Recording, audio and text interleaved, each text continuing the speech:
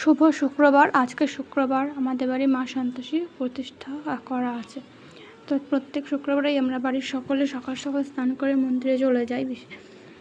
তো আজকে দেখলাম একটা নারকেল আছে, তো নারকেলটা ভোগের জন্য একটু কুড়িয়ে নিলাম এবং দেখলাম অনেক ফুল বেলপাতাও রয়েছে। অত ফুল বেলপাতা দেখে আমি একটু মালা করে নিলাম।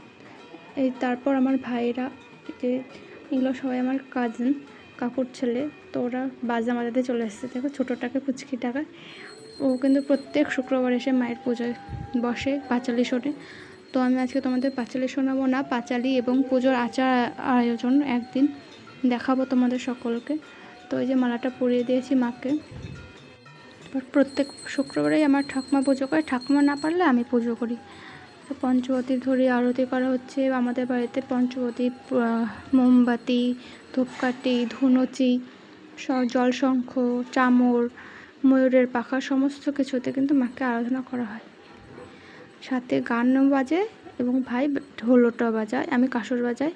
আর এই পুচকিটাও কিন্তু বসে থাকে না, পুচকিটা ঘন্টা বাজায়, দেখবে একটু পরে। তো এই ছিল আজকে আমাদের পুজোর আয়োজন। তোমাদের কেমন লাগলো সকলে বলো এবং ভালো লাগলে লাইক।